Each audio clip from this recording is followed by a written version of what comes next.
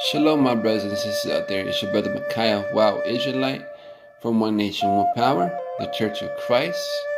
And I want to give all praises to the Most High, Ahaya, Asher, Ahaya, in the name of Yeshaya, and the Ruach Kodash. Okay, I want to give all praises to, and first and foremost to them.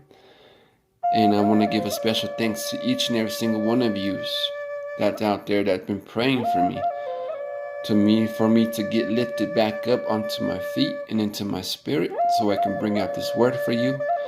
And welcome back to another Behold Disciples, beloved disciples. We're here to lift you up in your spirit. And we're gonna attack this subject right here. It's called Ask and it shall be given. Okay, and you can already precept that with Matthew chapter 7, verse 7, right? Where it says, ask and it shall be given, knock and it will be open. Okay, but this is coming out the Third Testament, Spirit of Truth, and this is in chapter 17, verses 84, right?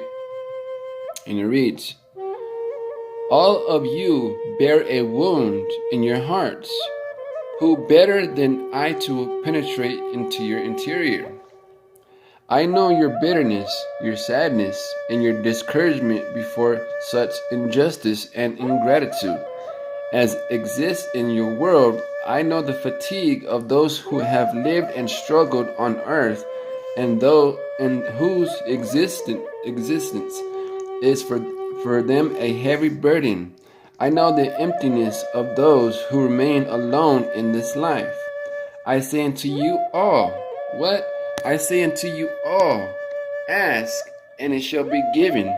And for this I have come to give you what you need of me, whether that be company, tranquility, balm, missions, or light. Okay, let's go to verse 85, and it says, do not be afraid of misery. Misery is temporary, and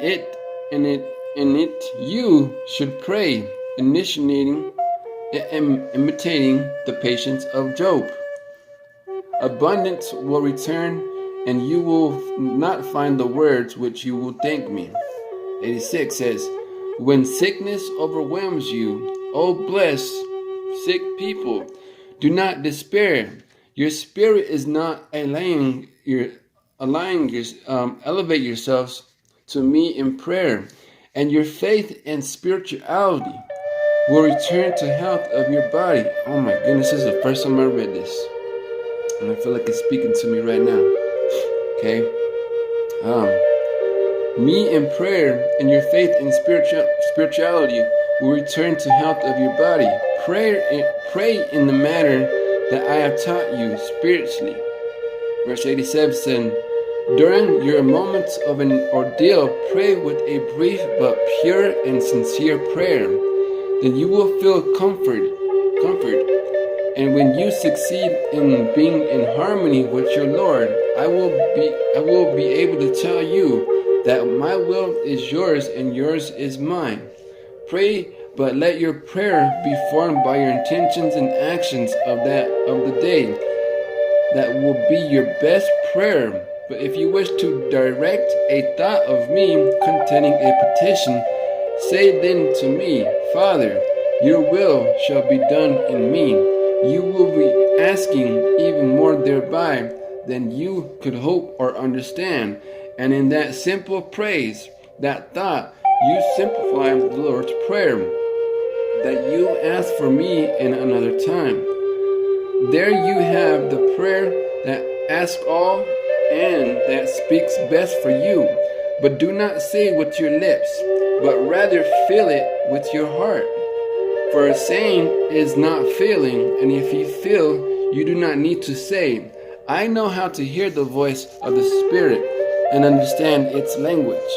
A greater joy can there be for you than know that. Did you think that I needed you to tell me what to do? I have taught you my prayer.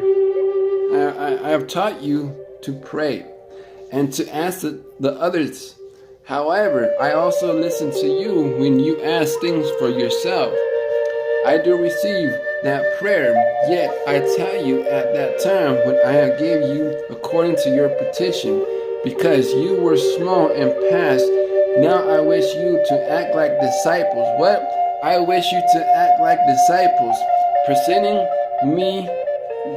to me your spirit and your heart when you pray, but leaving it to me to read them and do my will. Verse 91 says, when you question or ask something of me, do exert yourselves to try to explain your problem clearly, nor bother to polish carefully constructed phrases. It is sufficient to me that your spirit frees himself from the world for an instant and leaves your heart and the understanding cleansed, so that they may receive my inspiration. What will it serve you to offer me lovely words if you are incapable of feeling my presence within you? I know all, and it is not necessary for you to explain anything to me for me to understand it. If you do not know how to understand my doctrine, it offers you many satisfactions, many opportunities, and a saying, learn to pray before making any decision, for prayer is perfect form for asking your Father, since in it you will be demanding light and strength to continue forward in struggle. Upon praying, soon an illumination will come to your understanding and will permit you to clearly distinguish good from evil, the correct from what you should not do, and it shall be concrete proof that you know to prepare yourselves to hear the voice of your conscience.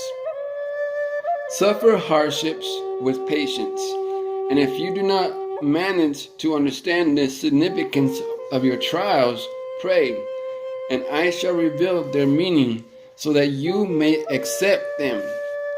Every time that your lips or thoughts say to me, Lord, do not deny me your forgiveness, you are demonstrating your ignorance and confusion, as well as how little you know me.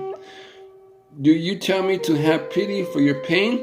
Do you ask me to have mercy on my children?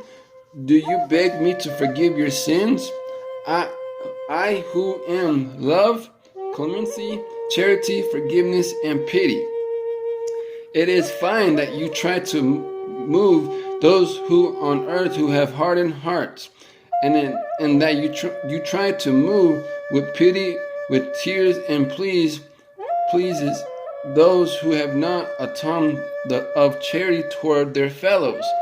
But do not use these forms or thoughts with He who created you from love in order to love you eternally. Verse 98 says, be content with great charity that the Father has entrusted to you, for all things relate to human life on the face of the earth, and do not ask for that which you might cause to ruin of your spirit or substance. I have more to give to you than you do ask of me. But it is, I know what you really need on the road. I say to you that if you know how to follow my law, you shall behold me in all my splendor. Blessed be, blessed be. That was amazing, my brothers and sisters. Amazing. I hope that you got something out of this, because I sure did. Especially over there in verse 86. That one hit me pretty hard. After coming through this sickness I was dealing with. Everything is starting to be uplifted. My faith is growing. I'm gonna keep building. I'm also gonna keep encouraging you as well. I pray that this message, it hits to your spirit, and that you gain something from it. All right. I love you guys, and have a blessed day. Shalom.